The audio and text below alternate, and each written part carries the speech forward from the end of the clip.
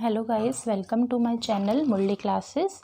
आज मैं आपको क्लास 9th की प्रोबेबिलिटी कराऊंगी, जिसके लिए सबसे पहले अपन इंट्रोडक्शन समझेंगे कि प्रोबेबिलिटी होती क्या है। चलिए स्टार्ट करते हैं।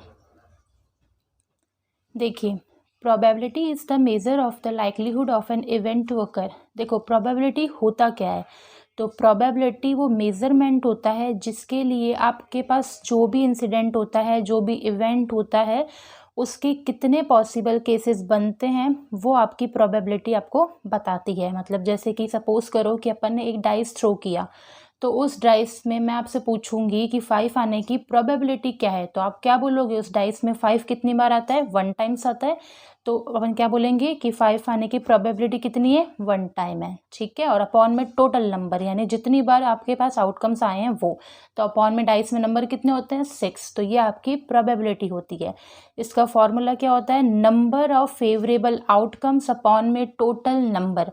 मतलब जो आपको आउटकम्स चाहिए, जो क्वेश्चन में पूछा गया है, वो तो अपन ऊपर डालेंगे, अपॉन में क्या लिखेंगे? Total number.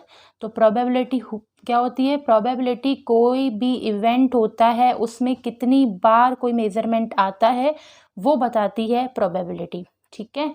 अब देखिए, सेकंड थिंग ये ध्यान रखनी है कि प्रोबेबिलिटी की जो वैल्यू होती है वो ग्रेटर देन 0 होनी चाहिए एंड लेस देन 1 होनी चाहिए। ये हमेशा ध्यान रखना कि प्रोबेबिलिटी का जो आंसर आएगा आपका वो ग्रेटर देन 0 होना चाहिए और लेस देन 1 होना चाहिए। ये क्या होती है? प्रोबेबिलिटी की वैल्यूज होती है।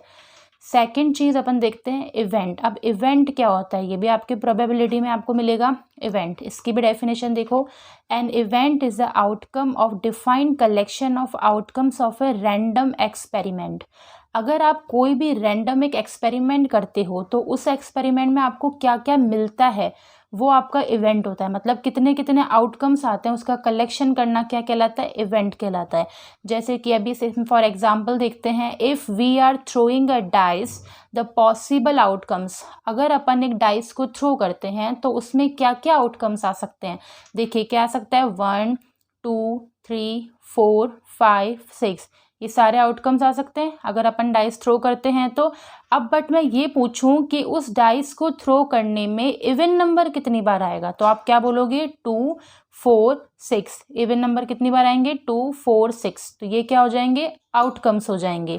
ऑड नंबर कितनी बार आएंगे? तो 1 3 5, ये वाले ऑड नंबर्स हैं। ठीक है।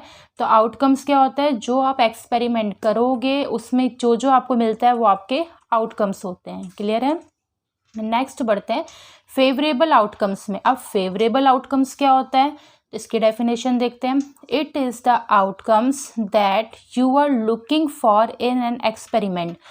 अगर आप कोई भी एक्सपेरिमेंट करते हो तो उसमें जो जो आउटकम्स आपको देखने को मिलेंगे वो क्या कहलाते हैं? फेवरेबल आउटकम्स कहलाते हैं। ठीक है।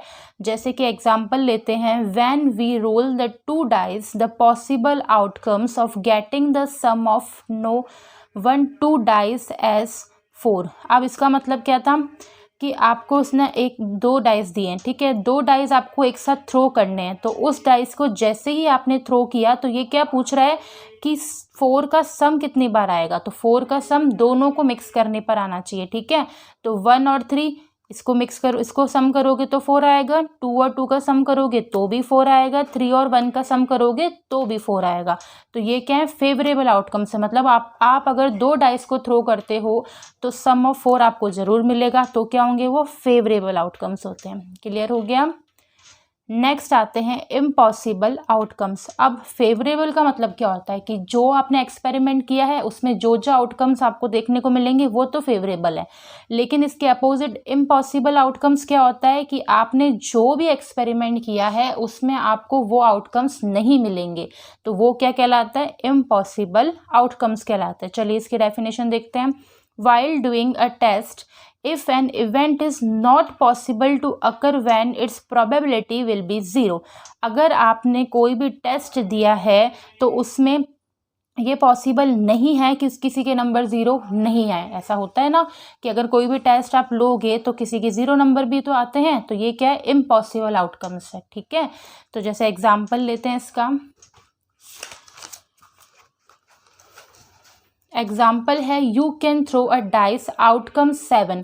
अब आपने एक डाइस थ्रो किया है और मैं ये बोल रही हूँ कि उसमें बताओ 7 कितनी बार आएगा, तो आप क्या बोलोगे, एक बार भी 7 नहीं आएगा। क्यों? क्योंकि डाइस में टोटल नंबर कितने होते हैं, 6 ही होते हैं, तो 7 तो आ ही नहीं सकता।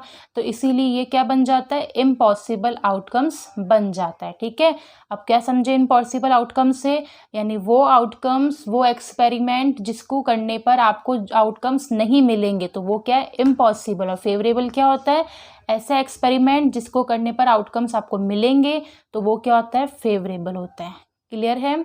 ये था प्रोबेबिलिटी का इंट्रोडक्शन।